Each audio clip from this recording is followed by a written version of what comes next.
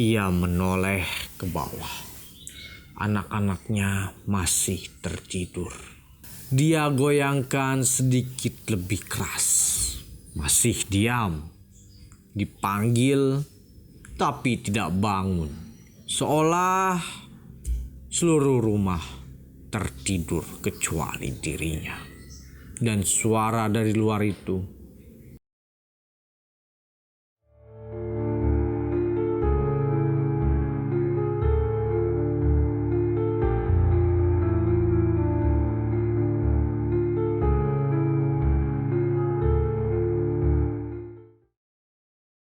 Assalamualaikum teman-teman semua.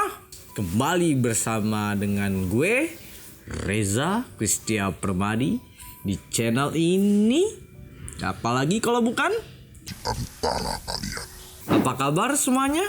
Gue harap kalian selalu dalam keadaan sehat dan selalu dilindungi oleh Allah Subhanahu wa taala. Amin ya rabbal alamin. Hari ini gue bakal bawain sebuah kisah mencekam tentang seorang pemulung bernama Dadang yang nekat mencuri barang-barang dari sebuah rumah kosong. Rumah yang menjadi lokasi pembunuhan tragis. Emang gak ngotak ini si Dadang nih. Bisa-bisa nekat sampai segitunya. Ya mungkin karena tuntutan ekonomi kali ya. Lanjut. Seperti apa ceritanya? Sebelum cerita dimulai, kalau suka dengan kisah-kisah horor penuh misteri seperti ini, jangan lupa klik tombol subscribe dan aktifkan loncengnya. Dan jadi yang pertama mendengar cerita-cerita mengerikan di antara kalian. Karena entah nyata atau tidak, ini memang benar-benar terjadi.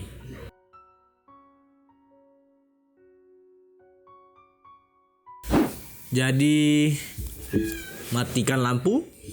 Pasang headset dan siapkan untuk masuk ke dalam kisahnya.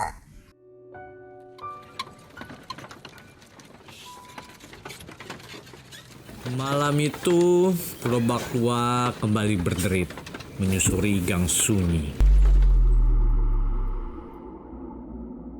Namanya Bang Dadang. Pemulung paruh baya. Setiap malam dia keliling kota, nyari rongsokan botol bekas besi tua. Apa aja, yang penting bisa dibawa pulang untuk ia jual. Buat menafkahi istri dan buat 2 anak kecilnya yang nunggu di rumah. Buat sekedar makan esok hari. Tapi malam itu ada yang beda. Ada satu komplek elit yang biasanya dia hindari. Jalanan sepi, rumah-rumah mewah berdiri rapat.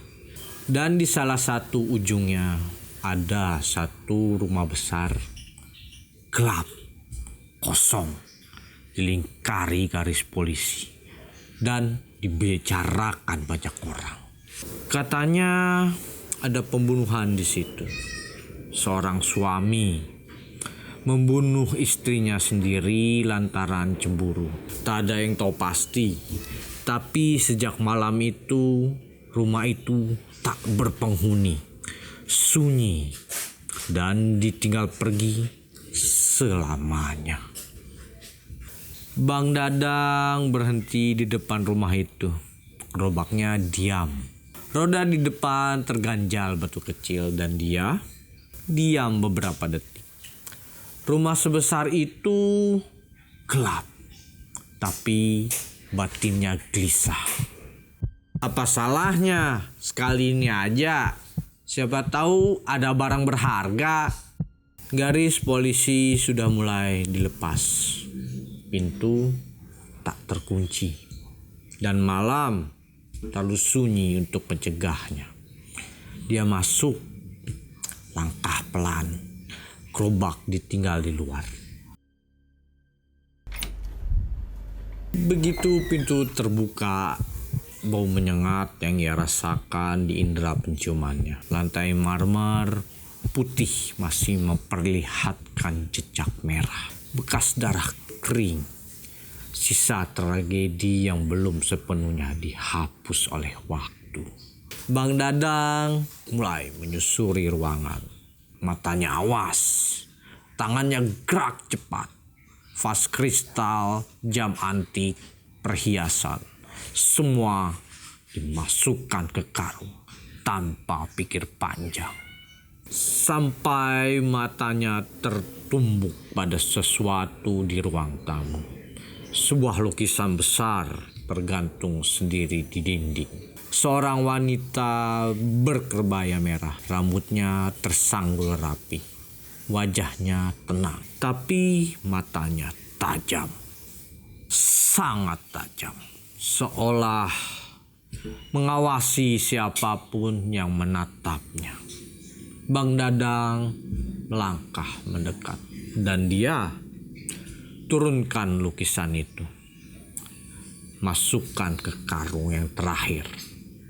Tanpa tahu lukisan itu adalah potret si istri. Korban pembunuhan yang tragis. Malam itu dia pulang dengan gerobak penuh disambut senyum istrinya.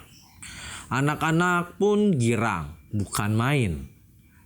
Dia tidak cerita dari mana semua itu berasal. Dan mereka tak bertanya.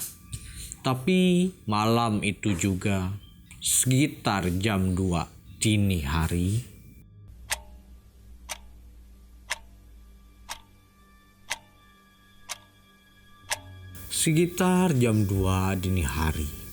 sunyi, terlalu sunyi. Bang Dadang terbangun, bukan karena mimpi buruk, bukan karena suara yang keras, tapi karena sesuatu yang gak bisa dijelaskan. Kepalanya berat, napasnya pendek, dan udara di dalam kamar dingin. Bukan dingin biasa, tapi dingin yang bikin ujung jari terasa mati rasa. Yang bikin kulit leher merinding tanpa alasan. Dan kemudian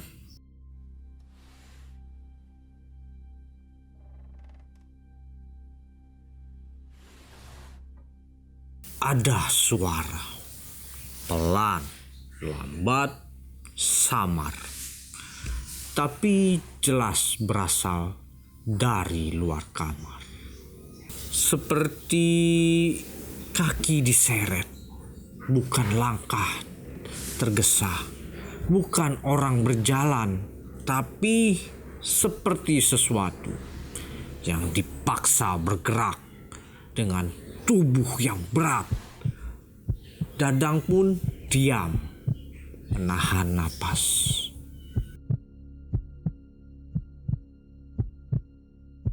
Suara itu semakin mendekat. Ia menoleh ke bawah. Anak-anaknya masih tertidur. Wajah mereka tenang, seolah terperangkap dalam tidur yang terlalu dalam. Dia goyangkan tubuh istrinya pelan. "Bu," bisiknya. Tak ada reaksi. Dia goyangkan sedikit lebih keras. Masih diam. Dipanggil, tapi tidak bangun. Seolah seluruh rumah tertidur kecuali dirinya. Dan suara dari luar itu masih ada. Masih menyeret.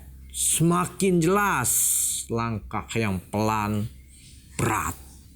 Dan seakan mencari sesuatu. Atau dari balik pintu kamar terdengar suara. Kursi berderit pelan. Dan kemudian suara napas. Berat, lambat. Seolah ada yang berdiri di balik pintu. Dadang terpaku, badannya dingin.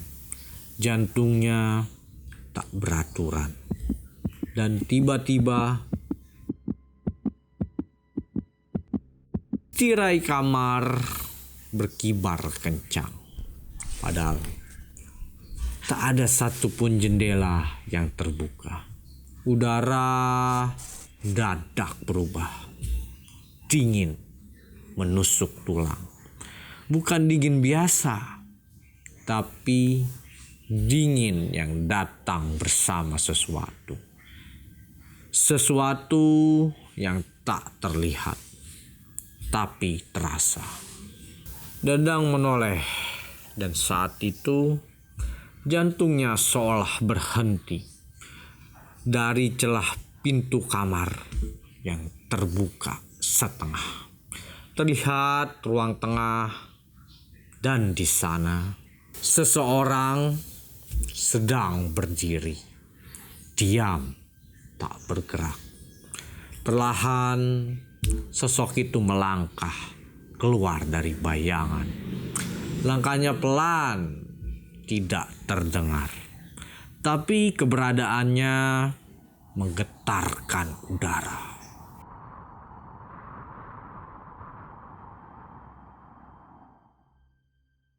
Wanita berkebaya merah.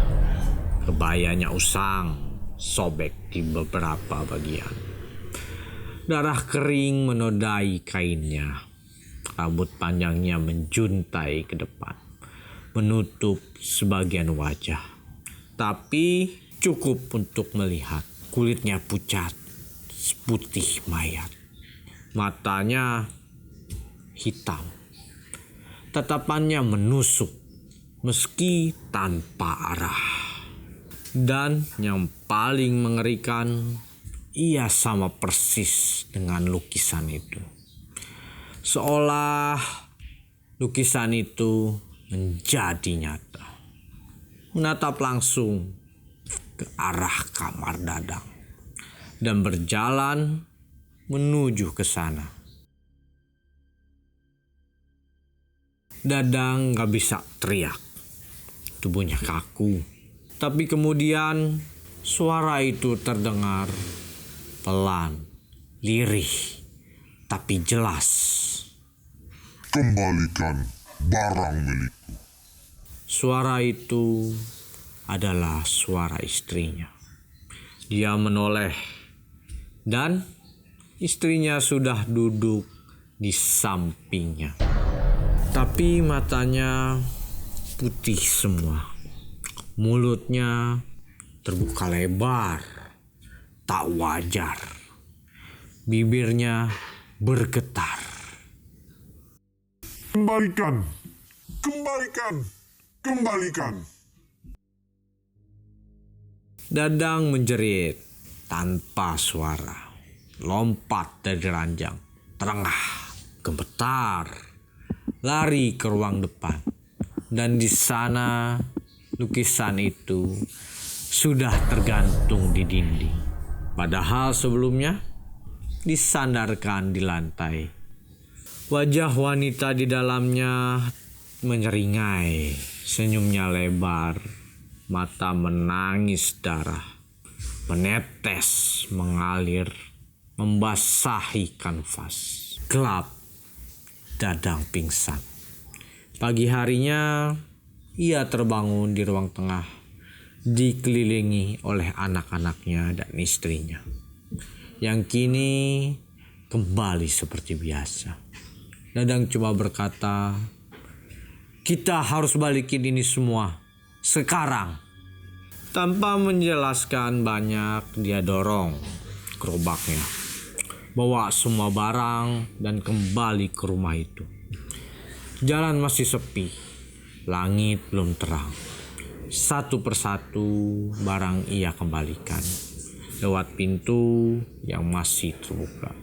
Dan terakhir, ia pasang kembali lukisan wanita itu di tempat semula, lalu berbalik.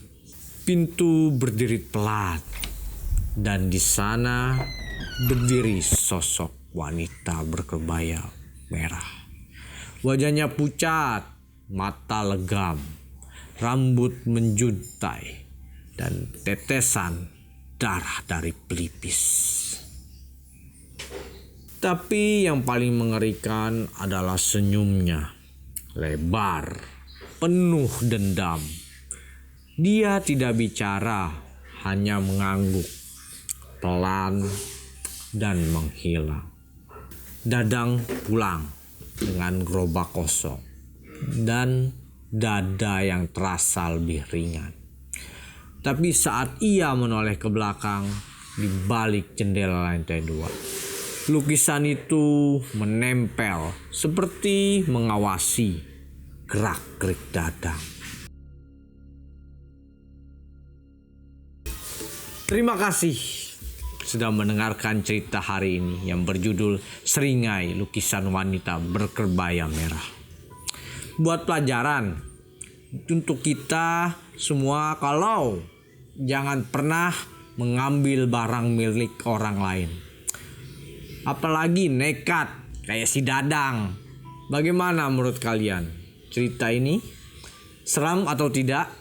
Tulis di kolom komentar. Gue Reza Kristia Permadi dari channel Di Antara Kalian pamit undur diri. Sampai jumpa lagi di episode selanjutnya, di mana mungkin cerita yang saya bawakan terjadi di sekitar kalian atau mungkin pada kalian sendiri. Jangan lupa like, comment, and subscribe karena subscribe itu gratis. Sampai jumpa di cerita selanjutnya. Ciao.